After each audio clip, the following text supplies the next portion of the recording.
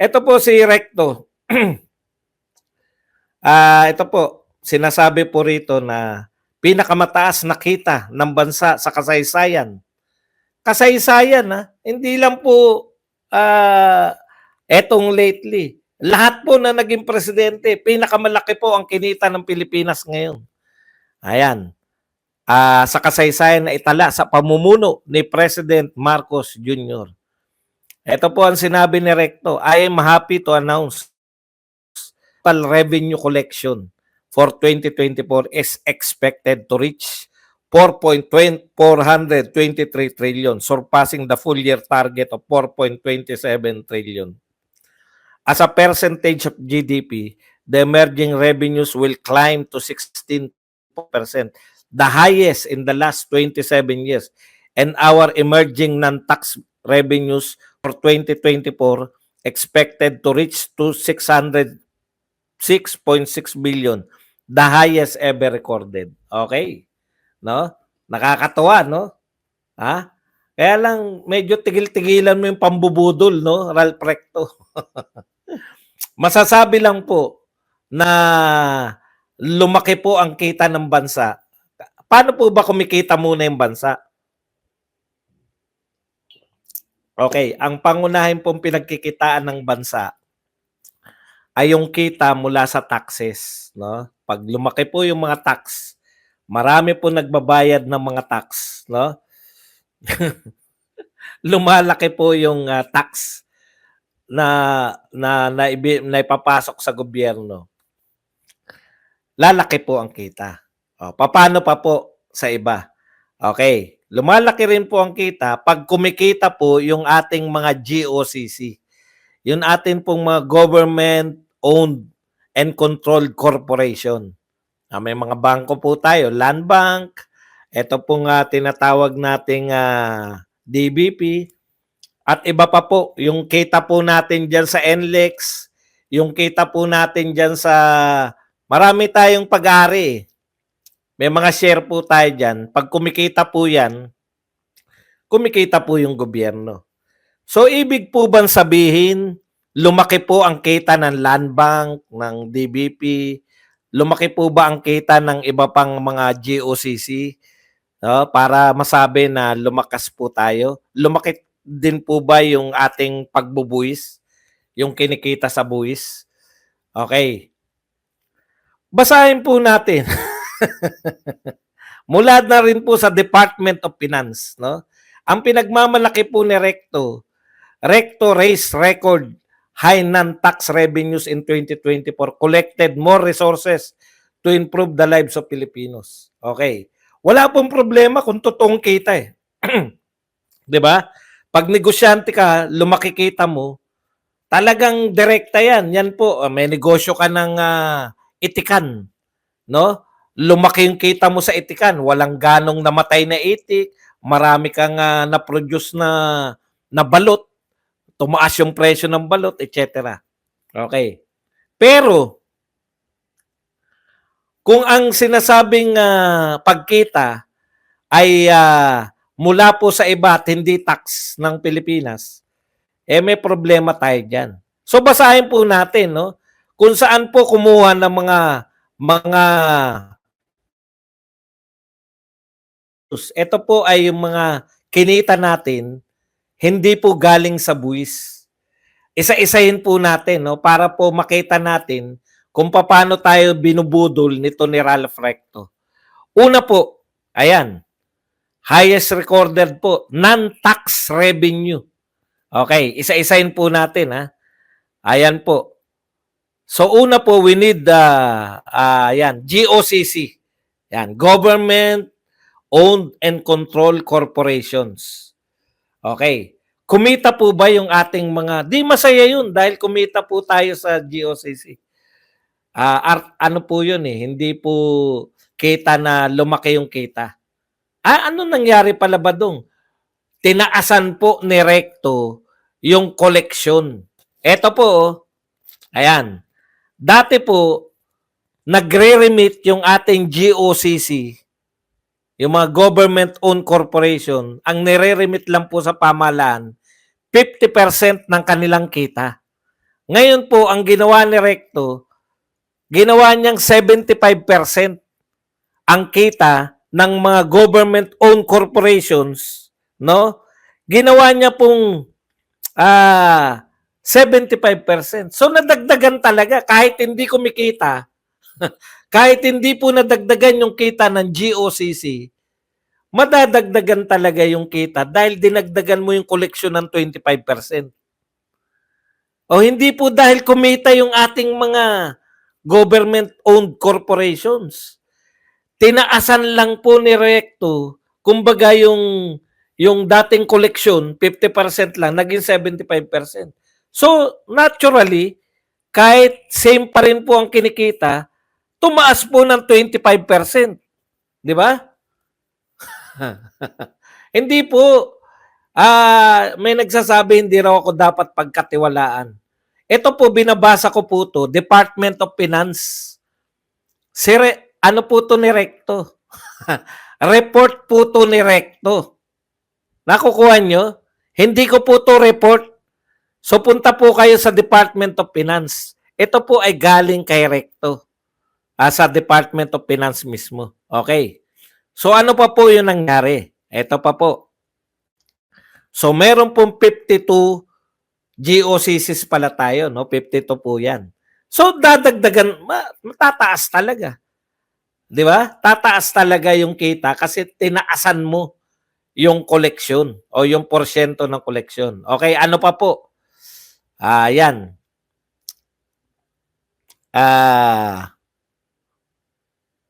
Privatization. May mga pre-privatize po tayo ngayon. Ibig sabihin, dati pong kumikita yan, no? O hindi natin alam kung kumikita yan o hindi. Pinakamaganda po yung NAIA operation. Pre-privatize po yung NAIA operation. Dati po tayong kumikita sa NAIA.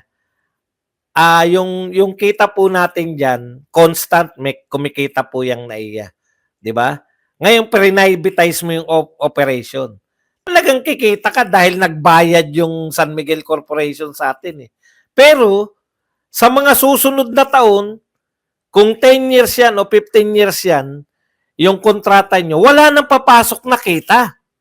Kasi binigay mo na sa San Miguel eh. Nakuha nyo? Pre-privatize nyo eh. Dahil nag-privatize po tayo, kumita talaga. Pati pala yun. Idinadagdag sa kita. Kung ikaw po, parang ganito, nagpundar ka ng mga lupain, matatawag bang kita yun? Kung kunwari kayo tao may dadagdag nyo ba yung sa kita nyo kung nagbenta kayo ng mga lupain? Hindi ba nga nababawasan yung asset natin? Baliktad eh. Ang tingin ni Recto, sa pambubudol ni Recto, nadadagdagan yung kita natin. Well, in fact, sa ginagawa nilang pagbebenta na pagpa-privatize ng ating mga pag-aari, nababawasan actually yung asset ng Pilipinas. O, di ba? O, ganun po yun eh. O, ano pa?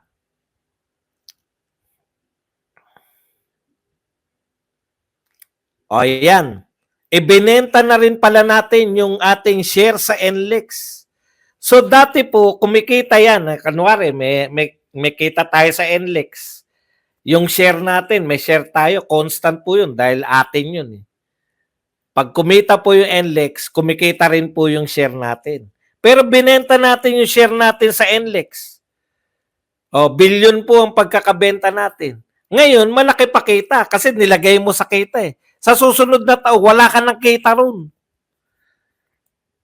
O, ito po, pambubudol po to sa report. Marami kang pre-privatize ngayon na pag-aari ng gobyerno. Natural, sisipa yan ngayon. Oh, ngayon, ano pa? Ninoy Aquino International Airport, pucha, 30 billion pala 30 billion pa lang na ano riyan. Nakuha diyan. Di 30 billion ang kinita mo doon pa lang sa NAIA. Pero totoo bang kita mo 'yun? O tinanggal mo na yung kita mo for the last 15 years dahil doon sa pagbebenta mo? Oh. Ano pa? 900 billion pala ang kikitain natin doon. sa NAIA na yun. At syempre, ang pinakamalapit po sa lahat, ito po yung inaangal ng marami. Yung sinasabi, diniklara nila na sobrang kita, sobrang pera ng mga department, katulad po ng PhilHealth. Ha? Kaya sa tingin ko, kaya hindi tinatanggal ton si Ledesma eh. Dahil siya po nagdeklara yan eh. May deklarasyon sila na sobra yung pera namin. Kaya siya hindi tinatanggal kasi kapalpakan niya yan, di ba? Bakit ka magkakaroon ng sobrang pera? Kaya kayo pala nagkakaroon ng sobrang pera dahil hindi nyo ginagastos talaga para ipakuha ninyo kay Recto at idideklara ni Recto na yan ay kinita ng bansa. Saan ka nakakita na kinita ng bansa? Pera namin yan. Contribution namin yan para sa PhilHealth. Tapos sasabihin nyo, kinita ng bansa. Pero siyempre, sabihin ng mga, subsidy yan ng gobyerno. Yung kinuha namin, subsidy. Kaya siniro subsidy namin. Speaking po ng zero subsidy, mamaya na. Tuloy-tuloy lang po tayo. Yung PDIC po na 117 billion. No? 117 billion po yung kinuha sa PDIC. Yung sa PhilHealth po, 60 billion po yung kinuha sa PhilHealth. Dalawa pa lang po yan. Ha? Hindi pa po natin natutuklasan yung ibang departamento. Baka kinunan din po ng mga pera yan. Hindi pa po lumalabas. Kasi yung PDIC, kailan lang natin nalaman. Ang kagyat na reaksyon natin, magwala eh. Mga hinayo pa kayo. Pera na ng deposito sa bangko. Grabe kayo kung ano.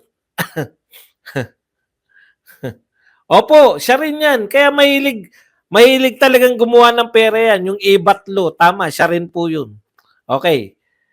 So, ibig sabihin, lalaki talaga yung kita natin. Puta, daan-daang bilyon yung pinag-uusapang kinukuha natin sa departamento mismo natin. Sa department mismo natin, no? Kinuha natin, tapos diniklara natin na kita. Ibang uri talaga mambudol itong mga to eh. Para nga naman sa ganun, kumita tayo, wag na kayong umangal. Kumita pala tayo, bakit tayo umuutang? Napaka-contrast po di ba? Kung talagang totoo yung sinasabi mo, Recto, na pinakamalaki ang kinikita natin ngayon, bakit pinakamalaki rin ang ating inuutang? Hindi ko mare-reconcile yan eh. Di ba? Kung yung mga, kung ikaw negosyante, di ba ang tendency mo pag totoong kumikita ka na malaki, nababayaran mo na yung mga utang mo, nababawasan na. Dito po baliktad eh. Nagdedeklara si Recto na pinakamalaki ang kinikita natin ngayon. Tignan nyo kung gaano umutang si Marcos. Pinakamalaki rin ang utang natin. Pinakamalaki ang utang na naibebenta natin. Nagbenta pa tayo. Record-breaking din po yung pagbebenta natin ng ginto. Kasama rin ba yan sa kwenta nyo sa revenue? Hindi diniklara ng Department of Finance eh. Hanggang ngayon, hindi pa rin natin alam kung saan napunta yung ginto eh. Wala rito sa report nila yung ginto na binenta. Diyos ko. Para nyo masustain yan, kinakailangan nyo maghanap pa rin ng ipaprivatize sa mga susunod na taon. Panay privatization po ang gagawin natin para po ma-maintain ninyo yung kinikita natin na non-tax revenue. Ibig sabihin po, yung mga korporasyon po natin na kumikita ngayon, walang proof na binenta daw. Puta, wala raw proof na binenta. Ano po yung walang proof na binenta? Yung ginto? Tindi talaga ng mga Marcos followers, no? Nasa dyaryo lang po. Marunong kayo siguro mag-type kasi nakanood kayo sa TikTok eh. I-google nyo lang po. Sabihin nyo ron. Number 1 po tayo. Record-breaking po yung ginto na yan. No? Record-breaking po. Nakalagay po sa lahat ng dyaryo yan. Wala daw pong patunay na binenta yung ginto. Anak ng pupa naman, no. Ang hirap kausap ng mga supporter ni BBM, no? No? Ako pa magpapatunay daw sa kanila. Patutunayan ko pa ba? Kasalanan ko ba kung tanga kayo? Anak ng pupa naman, no? Naniniwala kayo sa vlogger nyo lang? Magbasa naman kayo ng ibang dyaryo.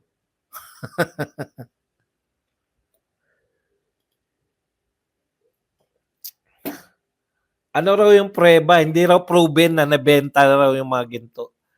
Ikaw na lang di nakakaalam, Brad. Sino man yung nagsabi nun? Lahat ng Pilipinong may utak, alam na nagbenta tayo ng ginto. Top 1 nga tayo eh.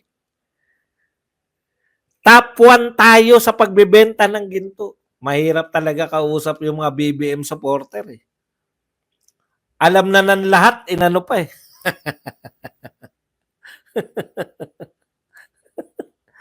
Hindi naman po yan na opinion na pwede nating pag-usapan.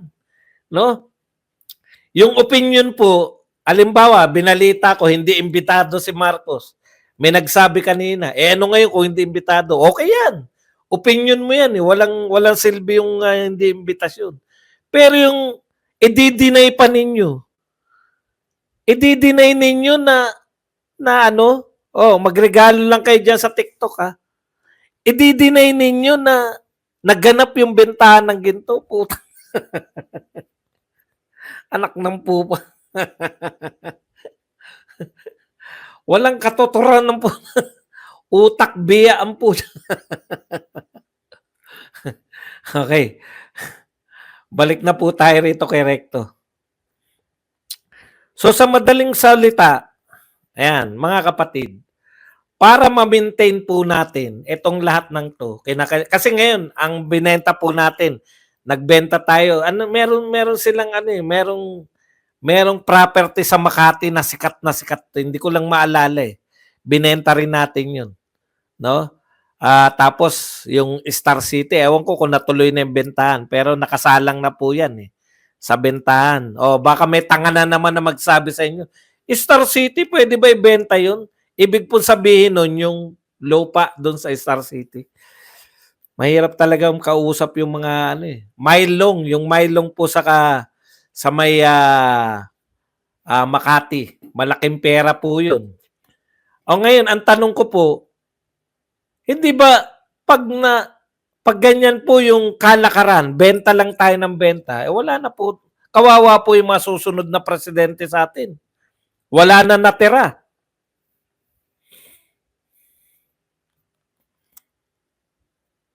Panay benta na lang.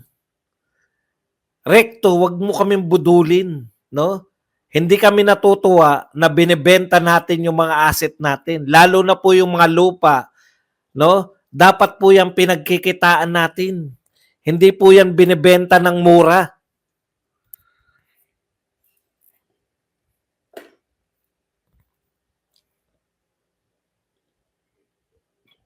Ang problema dito sa gobyerno na to, ang problema po dito sa gobyerno natin, pinagmamalaki nila yung kapalpakan. Saan ka nakakita na nagbebenta ka ng ari-arian? Wala po sigurong matinong tao. Benta ka ng ari-arian, inilagay mo pa sa Facebook na, ay, salamat. Lumaki po ang kita ko ngayon kasi naibenta ko ng aking mga ari-arian. Amor Solo Long Mile sa Makati yun, binenta. Binenta nila. Opo, yan, mga binenta po yan. Kaya malalaki pong, malaki talaga kikitain. Ang tanong, ano pa matitira sa Pilipinas? Di ba? Ayan po, kapakinabangan na po dapat ng mga Pilipino yan eh.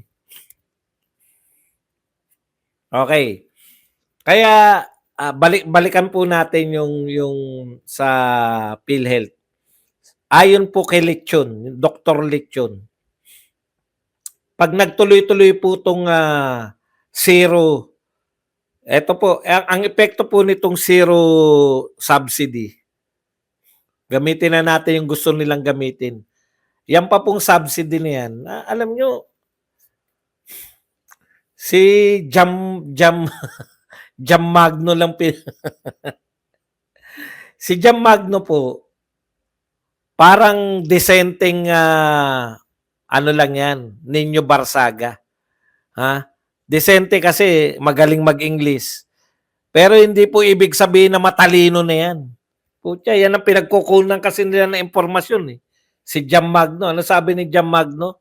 Hindi raw ang tawag daw doon sa mga binibigay doon sa mga pumipirma sa People's Initiative ay incentive, hindi daw ano, hindi daw lagay, hindi incentive. Magkakaroon daw po tayo ng health crisis pag nagtuloy-tuloy po yung pagbabawas ninyo, hindi po nyo pagbibigay. Una, maubos yung budget ng PhilHealth. Kasi po, lalo na ngayon, ina-announce na po, meron po palang libreng, libre, dapat sagot ng PhilHealth. Ayon po to sa batas dapat sagot ng PhilHealth yung sinasabing annual check-up ng mga PhilHealth member. Hindi po natin na-enjoy yan. Di ba? Wala po nag-enjoy niya. Yan pa lang, ubos na kagad. Pag ngayon po nagpuntahan, kayo pong mga miyembro ng PhilHealth, alamin nyo po, paano po kami magpapacheck up ng libre? Yan po ay nakalagay yan. Sagot po ng PhilHealth yan. O ngayon natin natutuklasan dahil sa debate, sinasabi nila malaki pera ng PhilHealth.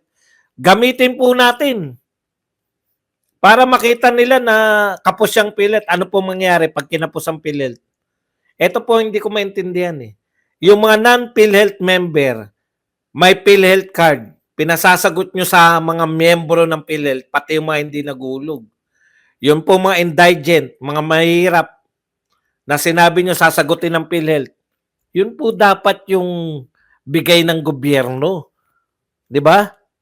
Kawawa po numero uno, alam nyo po, ang kawawa numero uno, yung ating mga OFWs. Bayad sila dahil meron silang hindi makukuhang papeles Pag hindi nila makuha yung papeles na yun dahil hindi nagbayad ng PhilHealth, OEC yata, no? Employment Certificate, ano yung O? Overseas Employment. O, yan.